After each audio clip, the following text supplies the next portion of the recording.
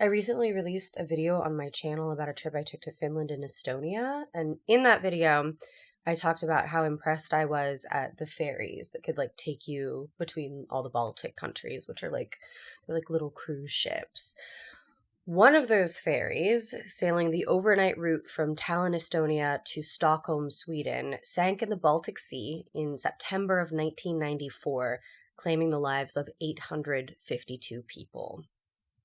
The MS Estonia was the jewel of the Est Line, the symbol of a newly independent nation, and when she sank, one of the worst maritime disasters in European history. 30 years later, she's still the subject of controversy, conspiracies, and unanswered questions. Welcome back to Respect the Dead, the podcast where we don't. Sweaty, it's no surprise that everybody celebrated your demise, and now worms are eating your eyes. So don't you worry your rotten head as you sleep in your sodden bed. It's time to respect the dead. It's time to respect the dead. It's time to respect the dead. Hi, I'm Hoots, by the way. I'm Kaylin. And this is our podcast. Yeah. Welcome to Ships and Things. Yeah. I'm in a real ships phase. They'll call this my ship period. Yeah. Because I'm just obsessed with ships at the moment. Ship era. Yeah, my ship era. My ship era. Not shipping, but like shipping, you know? Okay, so the ship that would become the MS Estonia was originally named Viking Sally. Okay. That's so adorable, cute. Right? Viking Sally. That's okay. But that's adorable if Sally was a Viking. Yeah. But little horns. if she was just like a stocky woman that everybody called Viking Sally. That's rude. Well, now it's evil. So I mean, do we have a photo? Will you show me? Viking Sally. Yeah. Will we see her? We'll see her. Okay. We'll see her. But we'll see her, I believe, when she's the MS Estonia. Okay. But her original name was Viking Sally, which I think is adorable and sounds like a good band name, like a little garage band. Yeah, Viking or Sally and the Vikings. Sally and the Vikings, very cute. Little all female punk band. Yes. Yeah. So she was operated as a ferry by the Finnish Viking Line Consortium. So I think all of their. I love the idea that the Vikings were all part of like a conglomerate. Yeah, a corporation that just shipped things around. But yeah, I think all of their boats had names that were like Viking blank, and she was Viking Sally. Its service line ran the route from Turku, Finland, to Åland to Stockholm and back. I believe those are all places. I have no reason to doubt you. I could be making it up, and you would never know. Or care.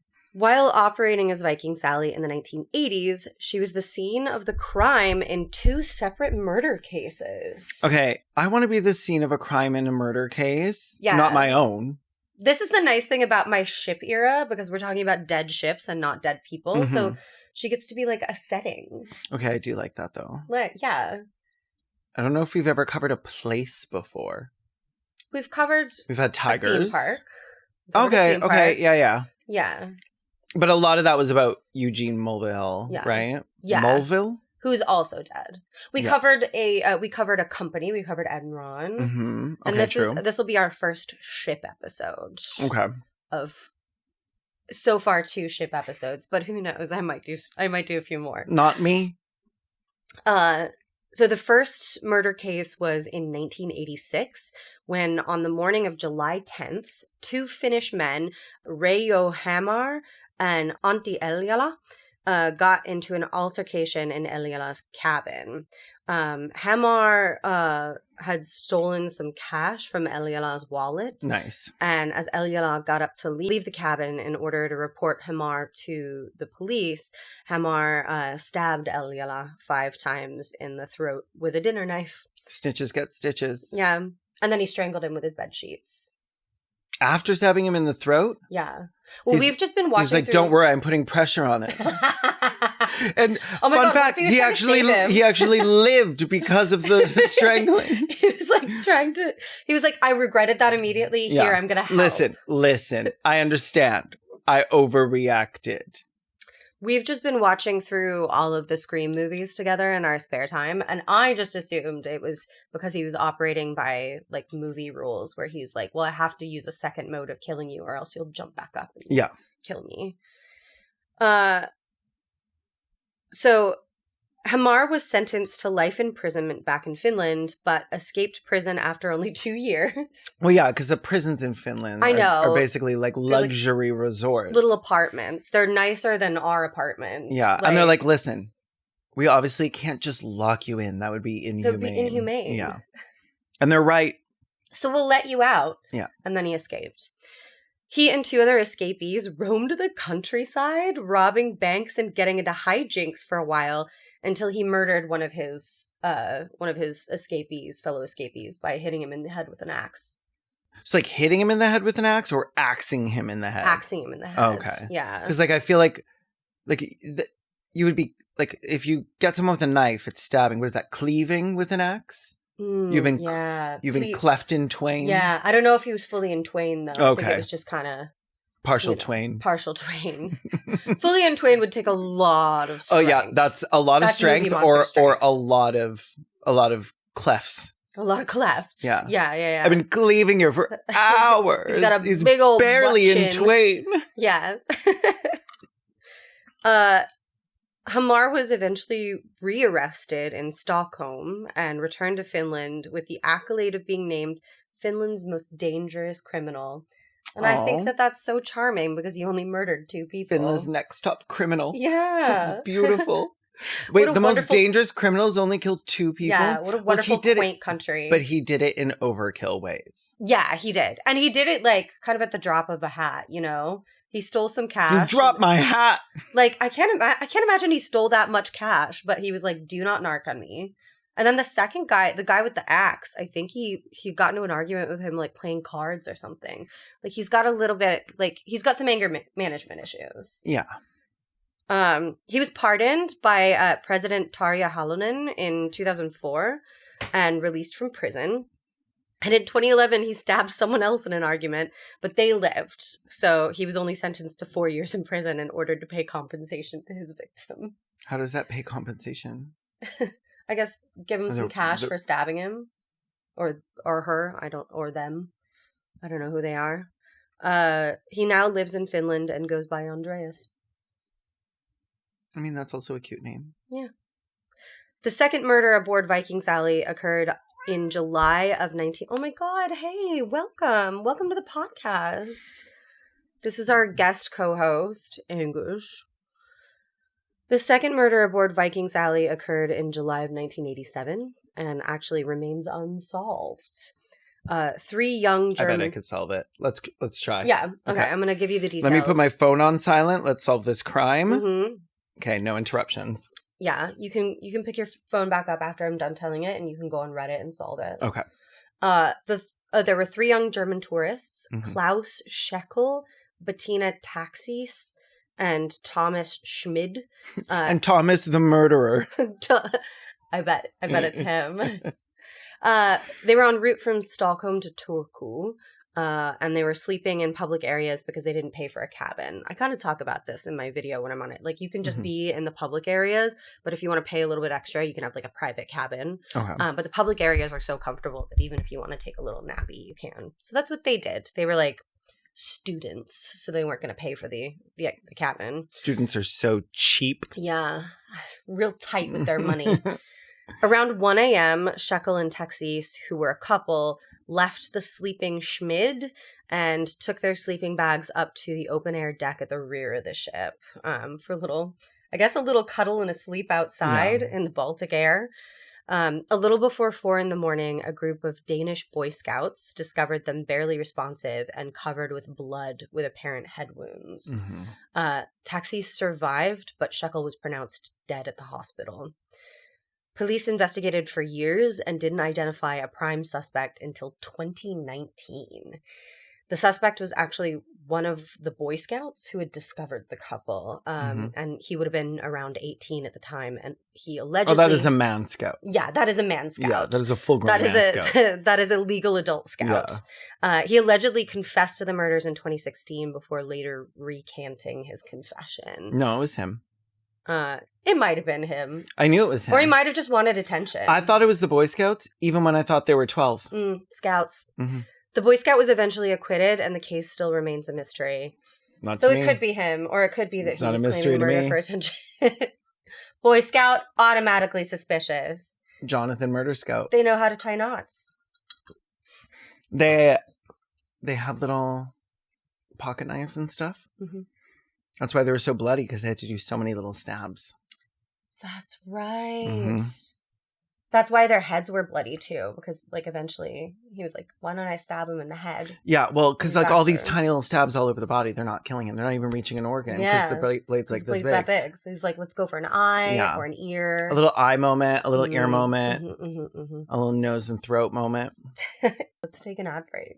Yeah, let's get a little eye, ear, nose, and throat ad. Yeah, let's get an ad for an ENT, ear, nose, and throat doctor. An ENT.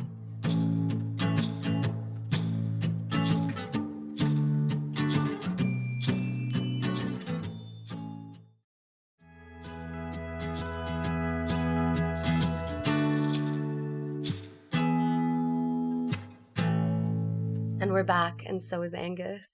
Viking Sally's service as Viking Sally concluded after about a decade in 1990, and she was repainted and renamed the Celia Star, where she basically resumed her exact same route except under the Celia line, which was actually the ferry line that I took to go from Helsinki to Tallinn.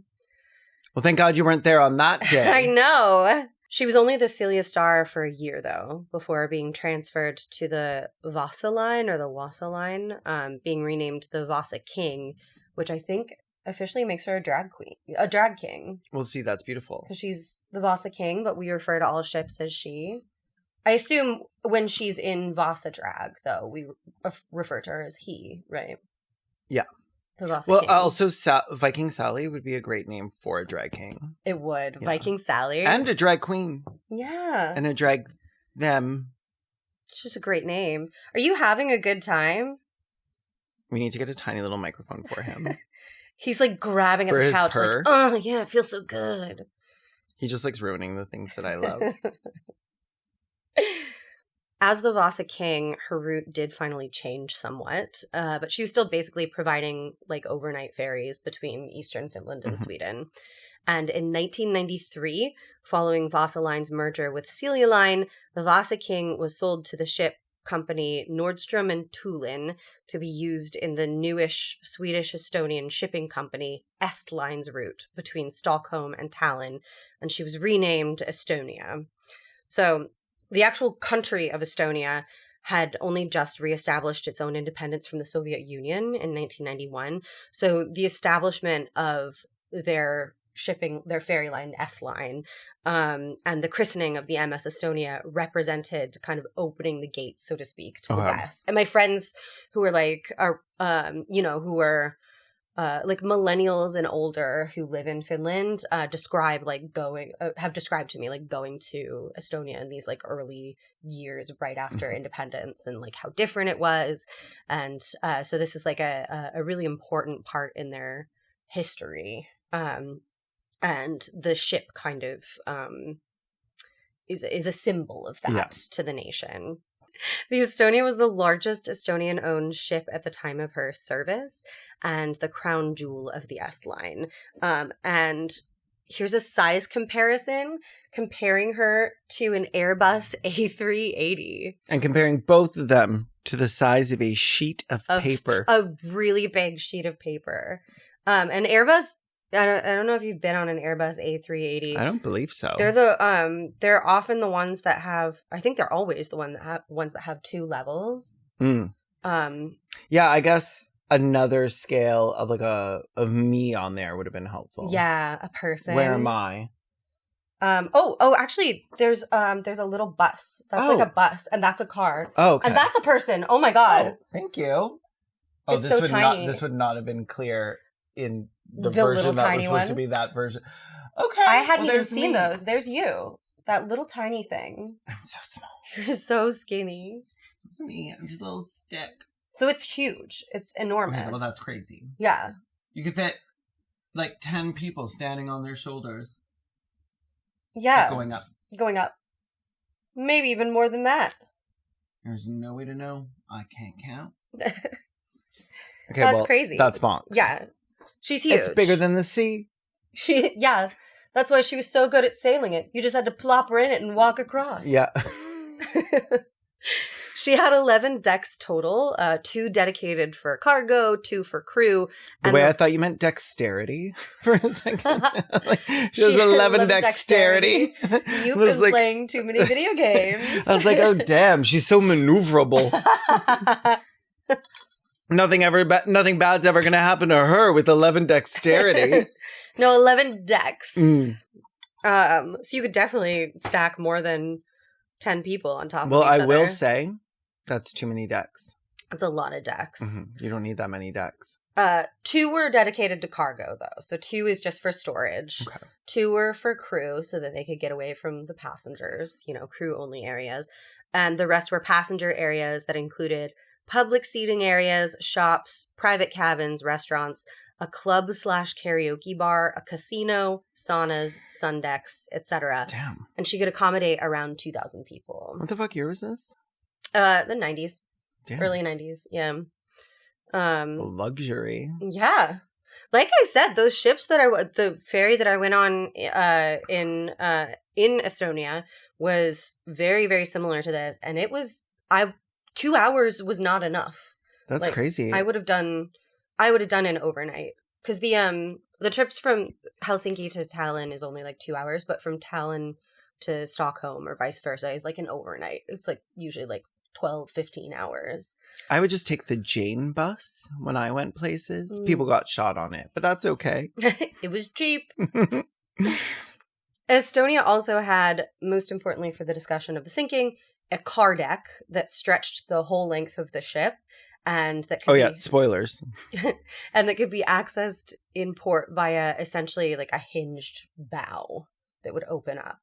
Like the front of the ship could be open to allow cars to drive in.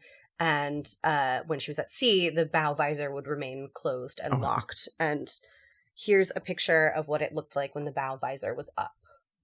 Oh, cute. So like the whole front of the ship. What's all that could blood unhinge. And stuff on the back? What? Oh, the red. I think that's rust. Oh. I think that's pretty common. I'm like, oops. So it actually closes very quickly. And sometimes people get caught in it. Chopped in half.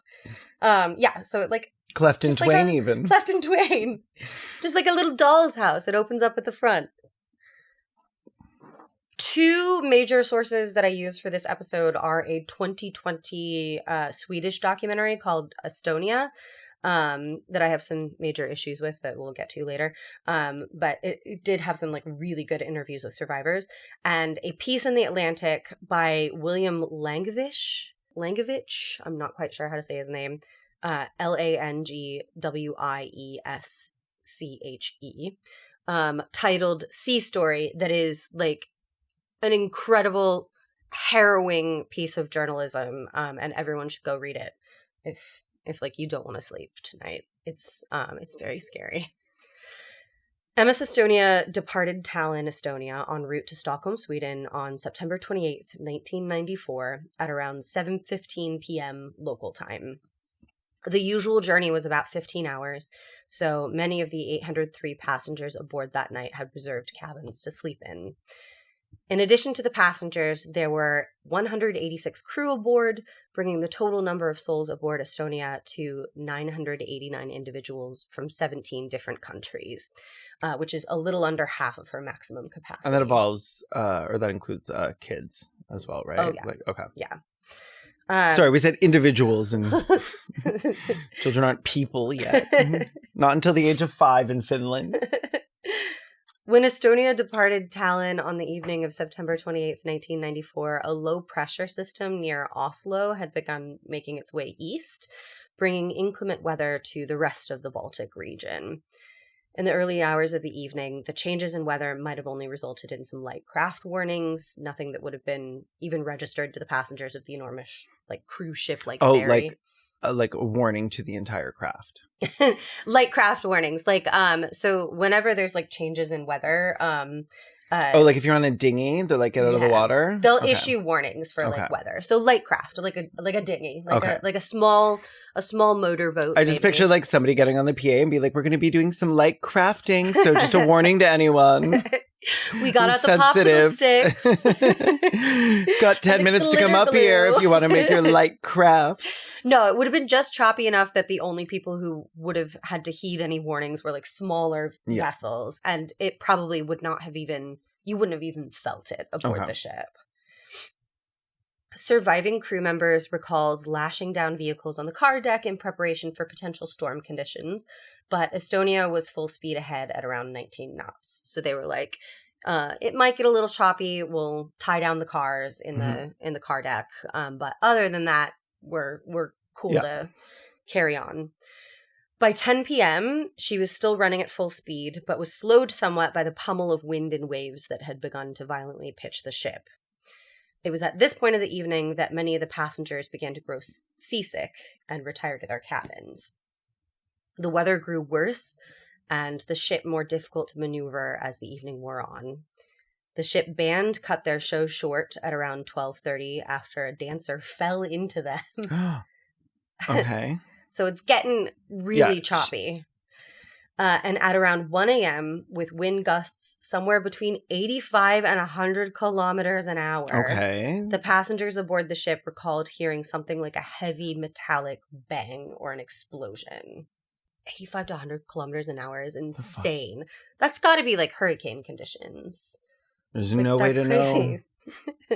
No, but that's bonkers. If it's hurricane conditions, the force of that, like, somebody tell us in the comments. Yeah, tell us in the comments what hurricane conditions is. That a hurricane, a tornado? Because I don't know what a kilometer is. It's a mile. I know a mile is 1.6 kilometers. So it's like, what? It's like 60% of a mile. Still, that's so fast. That feels that's really so many fast. Kilometers and or miles. I can't run that many kilometers an hour. I can't run at all. I don't have my shoes. Pierre Tiger, a survivor of the sinking who had been in the ship's pub at the time, recalled hearing a drunken passenger quip, "Ha! Now we've sailed against an iceberg," shortly before another loud bang. No.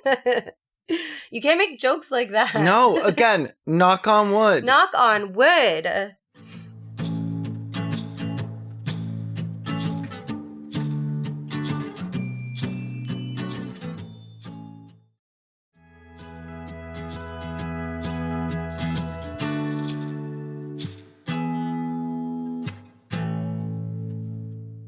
In interviews with the survivors of the Estonia disaster, it became very clear that the people who survived the sinking were almost exclusively the people who left their cabins to investigate these banging noises. The ship sank so quickly that if you slept through the bang or doubted your own concern for a split second, your cabin became your coffin. You just immediately got trapped. Because of this, survivors from the lower economy decks were actually somewhat overrepresented than some of the more expensive cabins that were higher up. Did it just flood really quickly? Like on the lower? Well, I'll explain it. But like you could hear it more in the lower. Okay. Like the bang was like more pronounced when you were lower. So survivors from the like cheaper cabins were actually overrepresented in the survivors, and higher up it sounded like not as scary of a bang. Oh, okay. Following the second bang, Estonia shuddered, listed to port and starboard a few times, like so it was just going side to side a little bit, and then it rolled sharply to starboard around 30 degrees. Within minutes, she was at 45 degrees, and any escape from the interior of the ship was impossible. Yeah, I was about to say, like, how would you even, like, unless you're like Spider-Manning along the walls? Yeah. So like this is 90 degrees, which means like this is 45. So like this was 30, and then at 45, like how the fuck do you like? Oh, it's just scaling the fucking walls. Yeah, it's scaling because like you have walls. to get up through the stairs and everything. Like... Yes. We're going to talk about that now. So the stairways along the exit routes themselves also became unusable as the ship began to list. And in that Atlantic piece, William Langvish writes, a particular vicious trap was an apparent escape route provided by a small stairway at the forward end of the superstructure, which led upward through the stacked accommodation sections from deck 4 all the way to deck 7 on the ship's high port side. It could be reached on each deck only by crossing the forwardmost of the transverse corridors, but before the list grew too steep, some quick-thinking passengers succeeded. These were people who should have survived, and a few of them who were ultra-fast did, but there was a catch to this route, and it was lethal. The principal stairways on the ship were built in a fore-aft direction, an orientation that allowed them to be scaled by strong people using the railings at relatively steep angles of heel. Mm-hmm. This little stairway, in contrast, was built in a transverse direction, side to side, a detail which meant that as the list increased, the stairs went vertical and then inverted, cutting off the possibility of even retreat. Months later, divers found so many bodies there that they could not get through to take a complete count. So it looked like an escape route, and then people just got trapped because the stairs were like basically above you. Yeah. Langvish recalls a survivor who got separated from his parents and his girlfriend at one of the staircases. Realizing that they weren't quick enough in following him and they weren't going to make it, they shouted at him to save himself, and he carried on without them. The suddenness and the violence of the sinking erupted into chaos.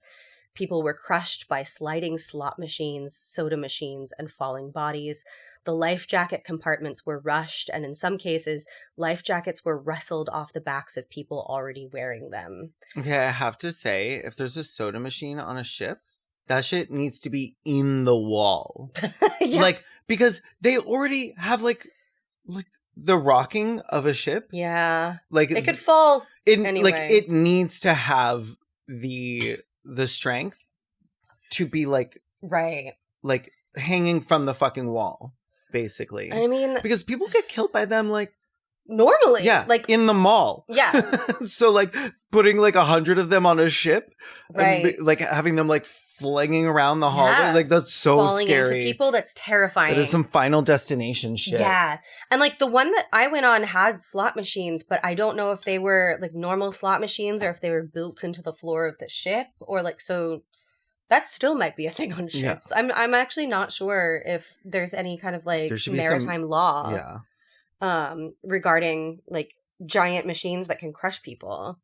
Also, Maritime is a cute drag name. Oh my god, adorable. Welcome to the stage, Maritime. She always does, like, little anything goes, like, tap dances. Oh, yeah. Really cute. Inflatable life rafts were deployed insufficiently and rushed by crowds that far exceeded their capacity as waves 28 feet high crashed against the passengers on the outer decks. And this is a picture of one of those rafts.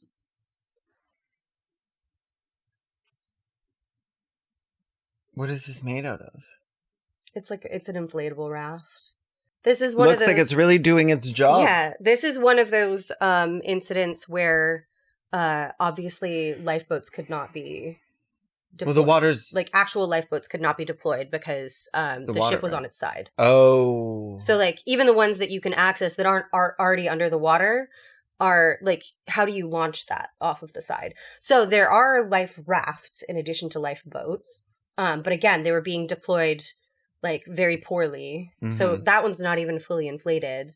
And then even the ones that are fully inflated, like, people are rushing them. The ship listed to 80 degrees. A couple crewmen escaped via ladders in the ship's funnel, burning their hands as they climbed horizontally. So the ship's funnel is horizontal, because the ship is, like, fully turning on its side now. And they're literally climbing out of, like, a smokestack. The funnel reached the waterline at 90 degrees, enveloping the ship in a hissing cloud of steam. As the ship's list increased to 110, 120 degrees, escapees made their route along the ship's hull. They're, like, walking along the bottom of the ship that's, like, now outside. Yeah. Langvish describes whether or not those trapped in the lower decks could see the others outside walking past the windows. Shortly before she disappeared below the waves, Michael Owen, O-U with an umlaut N, or Mikhail Owen, rather, one of the survivors, spotted ship's lights in the distance. Remembering that he had his camera in his pocket, he took a picture hoping to signal them with the flash. Okay. It was pitch black. So that's clever. Yeah. That's honestly, clever. That's very clever. That's clever thinking, Mike. Quick thinking, Mikhail. Mike. If you're watching this, Mike. You're a very smart boy. Amazing thinking. It was pitch black. So... And thank you for saving everyone, I would assume. It was pitch black, so he didn't realize until he got the film developed that he caught another person in the picture. And this is the only picture taken during the sinking.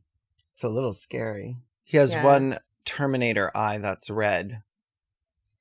I'm assuming that's just a flash thing. I tried to see if anybody has identified the person in the picture and like if they lived or not, but I couldn't find it.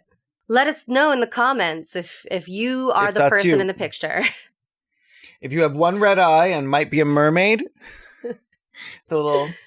Yeah. Oh my God, this was actually a mermaid saving someone, dragging them to the beach, and then falling in love with them. Oh, that's so sweet. What a beautiful story. The end. Estonia sank in less than an hour, sometime around 1:50 a.m. Less than an hour is bonks. Yeah. Yeah. A mayday had been issued around 1:22 p.m., and the first of 5 ferries to respond, MS Mariella, arrived at the scene around 2:12 a.m. So the rescue ships are coming quickly, and the rescue helicopters are coming very quickly. The rescue was somewhat delayed because Estonia was unable to provide her position due to loss of power while she foundered. I'm in the water. Yeah. Somewhere in the water. Check the water. And they were like, please tell us your location in the water. And then she went... It's like when somebody is dying in a movie or a TV show and they're like, just always remember this one super important... Yeah.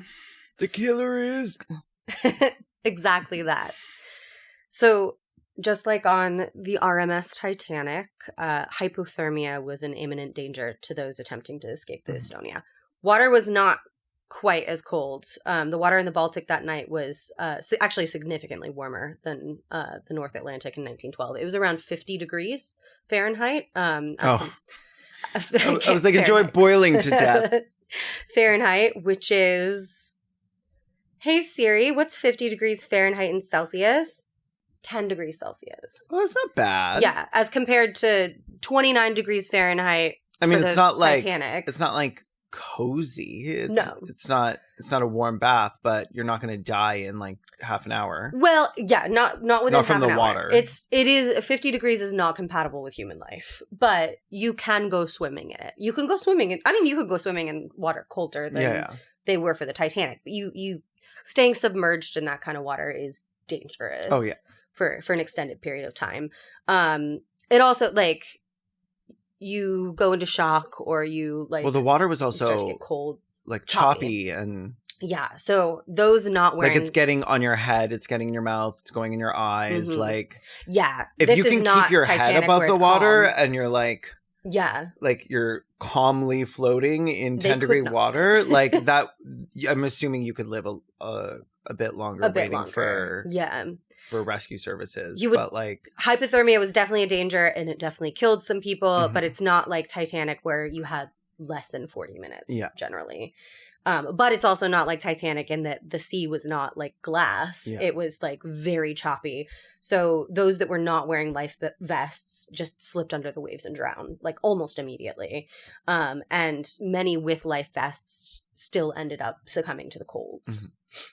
Roughly a third of the people who made it out of the ship and onto the outer decks still ended up dying of hypothermia, including one person who was picked up by rescue ships but later died at the hospital. See, that's evil. Yeah. It's one thing to die in the water, not like it's better, but like what an extra fuck you to make it out, get rescued, make it all the way to the hospital, and then bet. Yeah. No. Yeah. No. It's horrible. And I mean, like... When I saw Gone... or the devil, whoever. Like, when I get to wherever the fuck I'm going, like, I'm like, listen, I've been through a lot, and I've taken it on the cheek, but this was rude as hell. It's like somebody coming into your house and be like, can I sit there? And you're like, yeah. And they're like, they sit down, they're like, I pooped. Yeah. Like, we're all going to laugh about this one day, but right now I need to be mad at you. Yeah. Like, and, like, because this happened in the middle of the night, like, there were people... Put your butt down on TV. Yeah, this is... Put your butt down on You TV, fucking sir. pervert. Because this happened in the middle of the night, there were people, like, running out in their PJs. There was, like, one of the survivors was just wearing his underwear.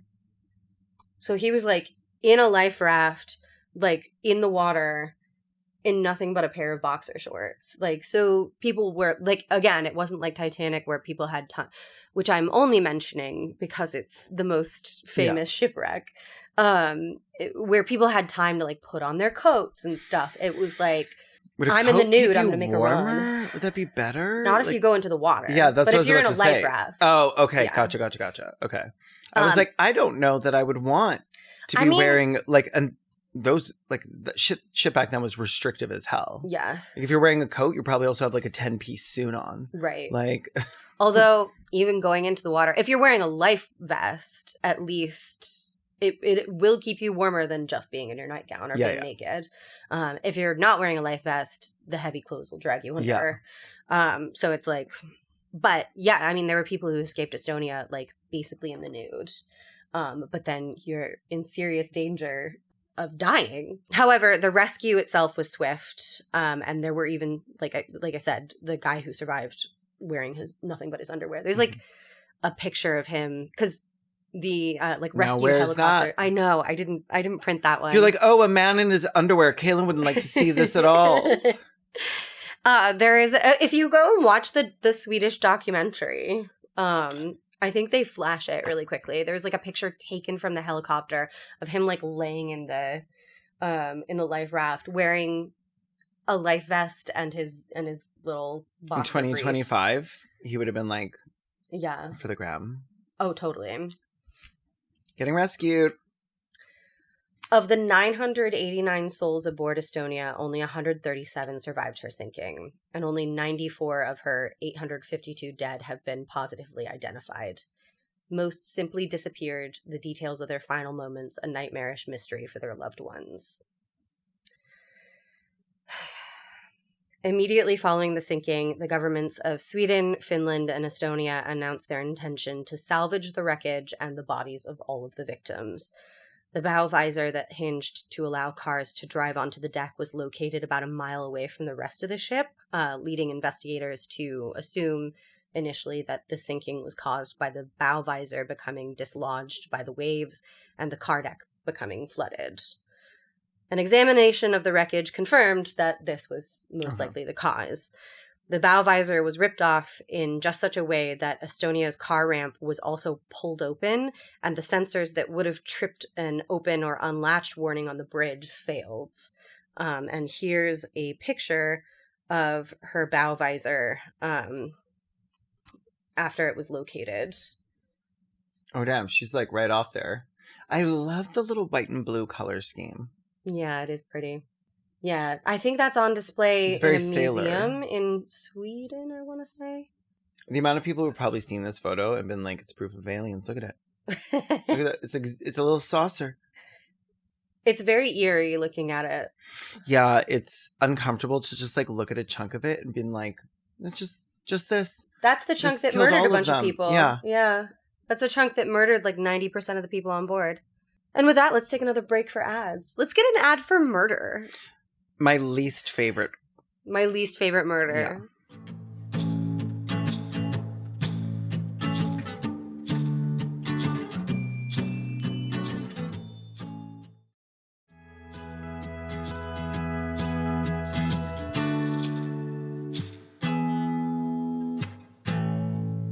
And we're back. Despite initially claiming that the goal was a complete recovery, within days of sending scuba divers down to examine and investigate the wreck, the governments of Sweden, Finland, and Estonia announced that the wreck was unsalvageable and that they would abandon any plans to recover bodies and designate the wreck site a grave site. They're like, listen, what we're going to do is we're going to salvage the wreckage and we're going to recover the bodies. And they're like, listen, what we're going to do is... Not any of that. Literally none of that. And in fact, the opposite of each of those two things I had said previously 2 days before this one. We were going to let you bury your loved ones, but as we see it, they're kind of already buried. Yeah, listen. By sea. Listen, silver linings. Already you don't buried. Have to pay for a funeral. I mean, we will be increasing everybody's taxes by $25. Well, we got to pay for that ship. Yeah. And for the scuba divers, the scuba divers want to get paid. Oh, do you not think the scuba divers are doing real labor that deserves to be No, you know what? You people make me sick. They actually interviewed a scuba diver in that documentary who went down there, and he said, like, after the governments announced that they weren't going to bring people up, he was just, like, baffled. Because even when he first went down for the initial... How deep was it? Not very. It's not very deep. I would have swam down myself and brought all the bodies up. It's very shallow. I mean, it's They're shallow unlucky enough I that wasn't scuba there. divers... And he was saying, like, I didn't understand why we were doing this examination and not just bringing the bodies up. Because they were, like, marking where they were. It's like, well, we could have easily started bringing them up. Yeah. And we were told just to mark where they were for now. And then they made the announcement that they weren't going to bring anybody up. This is, like, not uncommon for shipwrecks with dead people still in them, like, to declare something a gravesite. But what was uncommon or suspicious was the Swedish government's decision to encase the entire wreck site in concrete in order to discourage divers and grave robbers. So they were like, sorry, we're also not gonna salvage, we're not gonna bring back your loved ones, and we're gonna cover them in concrete. How do you even do that? Well, you don't. Because they didn't. Okay. Spoilers. I was like, can you just pour concrete into water? Into the water? How does it dry? I was about to say, the thing about concrete is it must dry. Maybe it would somehow. Maybe that works in the water. It just takes longer or whatever. But like the idea of doing it sounds fucking ridiculous. It sounds insane. Yeah. It sounds more difficult than bringing the bodies up.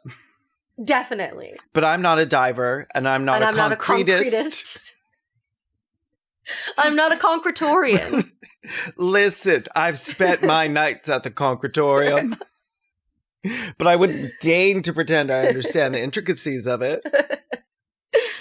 So the loved ones of Estonia's dead were already outraged by the decision not to attempt recovery and land burial of the victims. But the decision to pour a bunch of concrete over their literal loved ones' bodies that's crazy. Was met with like massive public outcry. I would have been at the Finland Prime Minister's. They do. President's we are talking about Sweden, and I don't know how their government works. But Finland has a prime minister and a president. Oh, wow. They have both, yeah. DEI. Mm-hmm.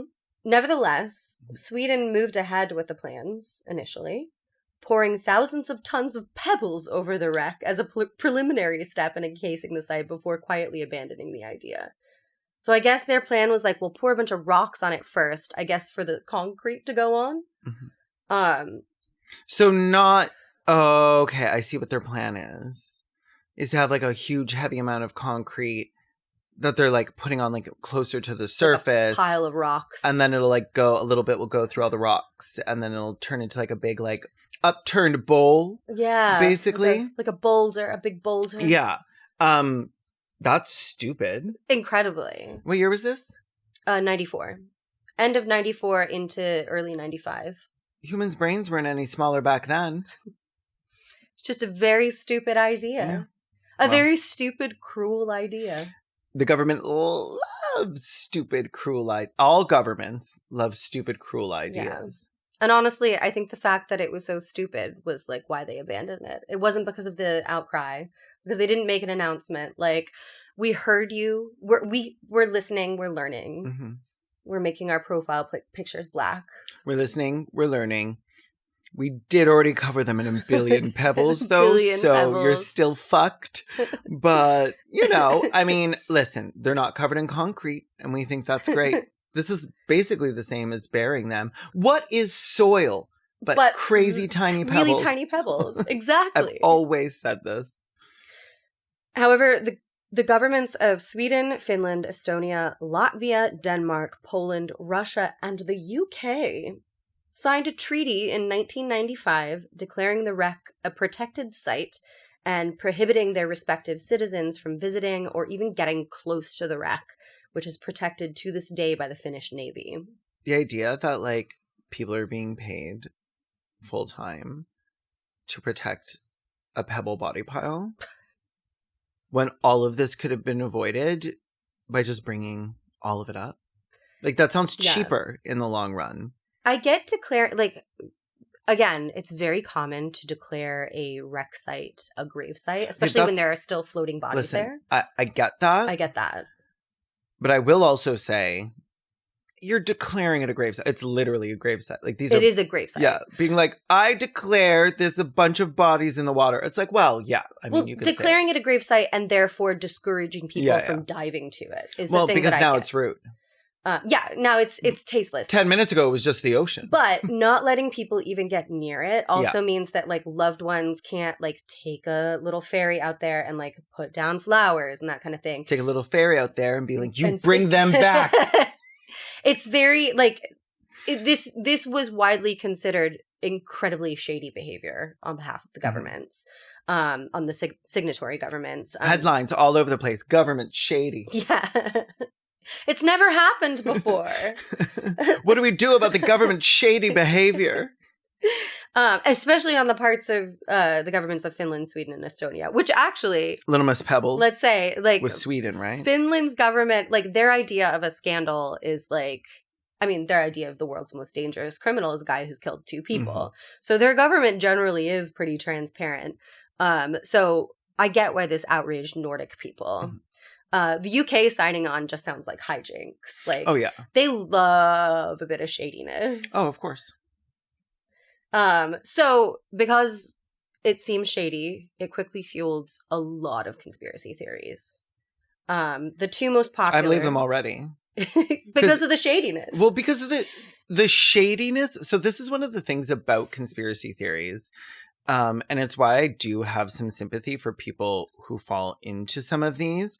Not the, like, the Jews are controlling everything conspiracy theories, but like, I don't trust the government because the government has been known to do things that clearly prove, not a conspiracy, but that prove they're operating in the best interest of capital and not the citizens. 1000%. So I understand why citizens are sometimes like, I heard this thing about how the government is operating in the favor of capital and not the citizens. So I believe that that's true because I know that first part is true. And that, like, there's certain people who at the beginning of, like, say, the vaccine rollout, I could understand, I don't agree with it and I don't believe in it, but I understand the hesitancy at the beginning where it's like, what are they doing? Is it in our best interest? Because usually... It's not. Especially, there was a lot of vaccine hesitancy initially in, like, Black communities. And that's because there is a very real history of the U.S. government in particular. Tuskegee? Yeah. Testing like, untested drugs on Black men, specifically. Was it the syphilis vaccine? So they gave people syphilis in order. Okay. Maybe it wasn't. Without really informing them that they were giving them syphilis. I'm not, like, too super familiar with the US ones, but I do. Like, I know, like, some Canadian ones. But I remember reading about that, like, quite a bit and being like, okay, so vaccine hesitancy is one thing. Yeah. Is one thing. I do understand it. I know where it's coming from. And, like, in situations like this, when the government just did a bunch of shady shit immediately, in a way that's trying to hide from us. Yeah. Well, because the thing that they did specifically, the only outcome of it was to prevent people from ever being able to see what happened. And, like, in that situation, I'm like, well, but why? Then? Yeah. I mean, I am not denying, like, the actions of these governments is baffling, and the only consequence is that it makes them look incredibly fucking guilty. So the 2 most popular conspiracy theories were that the Estonia hit a Soviet submarine and sank, or that the Estonia was smuggling weapons, and that there was either an accidental or intentional detonation of explosives in her holds. And she sank. So it's either she like ran into a submarine. Well, neither of those are particularly convincing, I will say. I was like, well, I already believe them. And then I heard them and I'm like, those don't feel good enough to me. The weapons one more so. And actually, okay, so the Swedish documentary that I keep referencing, they push that theory. The Estonia was used to smuggle decommissioned Soviet weapons. That's actually been confirmed by the Swedish and Estonian decommissioned governments. Does mean that they shouldn't be exploding randomly, no? I don't know. Do they not like pull the little like firing pins out or whatever the fuck? I don't know what the process of decommissioning is. I assume, I mean, like if they're smuggling weapons, they're weapons that are still usable. Okay, yeah. They're decommissioned because I would assume that guns have like a little safety. Yeah. I figured you'd put that on. Right. On the big gun. They're decommissioned Soviet weapons because the Soviet Union no longer exists. Mm-hmm. But the Swedish and Estonian governments have admitted that they used the MS Estonia to smuggle these weapons, but they said that the night of the sinking, none of them were present on the ship. I don't know. Feels like a lie. Yeah. Again, when you act shady, then it's understandable when nobody believes anything that you say. Listen. That's what my friend who cried wolf. Yeah. Sounds like my friend who cried wolf. My friend, little boy. My friend, little boy. Little Miss Boy. Little Miss. The Little Miss Boy cried Little Miss Wolf. So, only citizens of the 1995 Estonia agreement... Actually, sorry, so cunty, a shirt that says Little Miss Boy. Oh my god. Pink with black writing. Yeah. Mm-hmm. Mm-hmm. Like that color pink. Oh, yeah. Butthole pink. Yeah. White butthole pink. Only citizens of the 1995 Estonia Agreement signatory countries are forbidden by law from visiting the wreck site, despite the fact that Finland's Navy guards the site. So the makers of the 2020 Swedish documentary sent a German crew to film the site. In the documentary... Oh my god, I just got it. Navy Blue. So true. I thought that was just a fun name that we all came up with together. Oh, it's Navy Blue. They often use in the Navy. You learned so much on this podcast. Oh my god. Okay, so during my Finnish video, I was wearing like a Marimekko shirt that was like, you know, the basic like Britain sailor shirt where it's like a boat neck with blue stripes, navy blue stripes. And somebody started accusing me of like being pro-Russia for wearing it. And I had to like Google it because like the Russian Navy wears blue stripes. And I was like, oh, honey. All blue stripes. Every Navy wears blue stripes, you fucking idiot. It's like kind of their whole aesthetic. That's where we get the color from. Yeah. And why it's called like a sailor shirt. Because they have to dress to match the sea, obviously. Yeah. Well, you don't want to clash. No, it'd be, hideous. Imagine wearing yellow at sea. No. So in the documentary, the Finnish Navy makes it really difficult for them and persistently radios and asks them to leave. Like basically they come out there with like sound cannons and they start like blasting like annoying music and that kind of thing. And like always radioing and being like, you have to leave. And they've got like, not like wave machines, but like they kind of like stir it up a little bit. They make a little wake. Oh my god, that's so so they make funny. It nice and like when you swim around a pool real fast. They try to be as annoying as possible because they legally can't make you leave. No, but they can make you want to leave. Yeah. So that's what they do.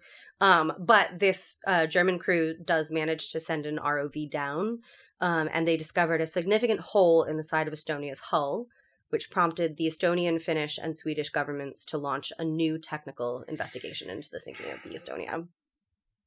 So this is the hole. Okay, she's like a full-on tear. Like that. That's a rip. Yeah, like something and I think slice that open. The measurement says it's like 4 meters across or something. 4 meters, like top to bottom. And then from the like little point here is 1.2. 1.2. The final results of the new technical investigation concluded in 2023 that the ship sank because the front fell off and a bunch of water got in. The front fell off is an insane thing to say about a ship. But I mean, the front fell off. Oh, is that the front? Yeah. Okay. That's the piece that they recovered like a mile away. Like, the front fell off. That's why it sank. It's the same conclusion from 1994. I know, but the front fell off is an insane thing to say about a ship. But that's what happened. The front's the most important part. The front fell off, and it kept sailing after the front fell off and just, like, scooped up water in its little mouth. Like a whale. Scooping up krill. The way nobody was like, hey, the front fell off. Yeah. Again, because the sensors that normally say there's an issue with the front didn't go off. There should be a man. Standing down there. The front fell off man. The front guard. Yeah. To guard the front. Who rings the bell and goes, front fell off, fell off. Yeah. The hole found in the hull was most likely caused by a nearby rocket struck in the seafloor. Hull should not be as close a word to hole because like hull attracts hole. like. Mm-hmm. And you don't want that. The hole in the hull. Mm-hmm. Yeah. So it was caused like basically after it sank. Like it hit the seafloor. And the investigation found no evidence of an explosion, which I think you can see kind of by looking at it. Like it does not look like it ripped from the inside. No. It doesn't look. It also doesn't look like it exploded. No, because it looks like it encountered like a rock or something and tore. Yeah. Yeah. However, the second investigation did discover that the ship should not have been declared seaworthy at the time of her last inspection, based on the state of her bow parts and the flaws in her bow visor. That's the front part that fell off. Yeah, and also the fact that the sensors don't work. Yeah. You know what you need? Sensors. That work. And a front that doesn't fall off. And then backup sensors that also work. Yes. And then a backup system for those sensors to make sure that they continue to work. We literally make more contingencies it should filming be this safe stupid against fucking failing. podcast than they made before absolutely. sailing the sea. Literally. I have a webcam on top of my camera recording us, and then our recorder is going into my computer as well.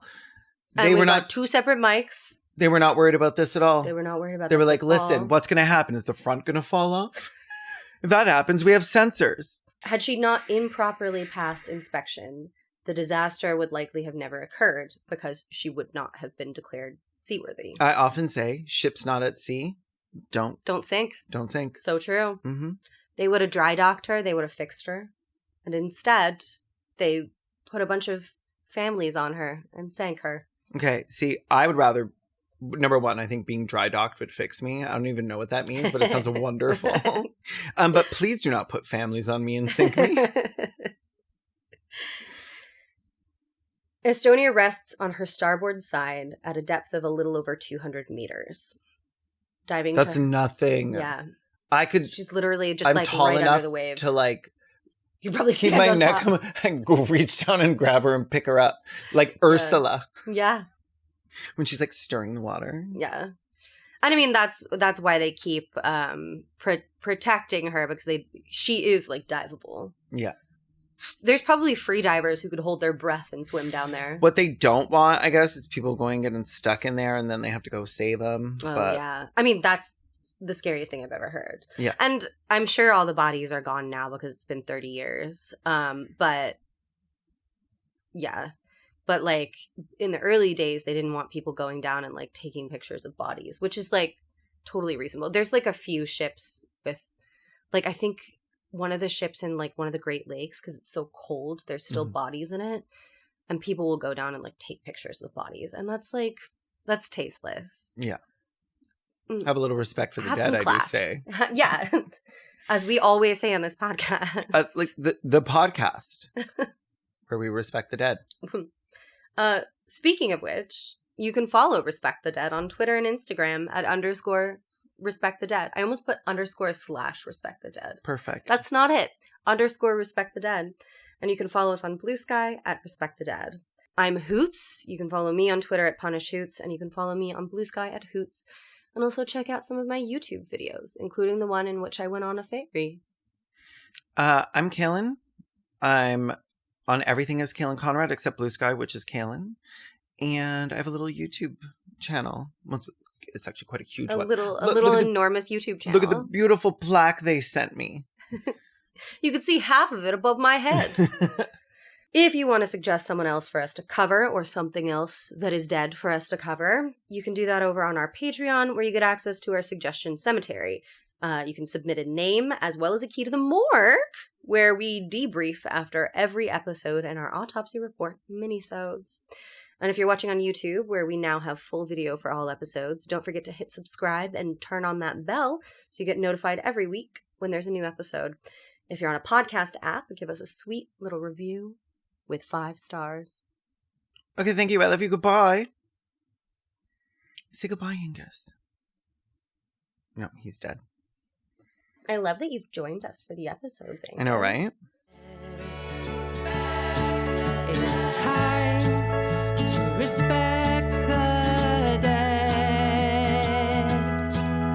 It's time to respect the dead.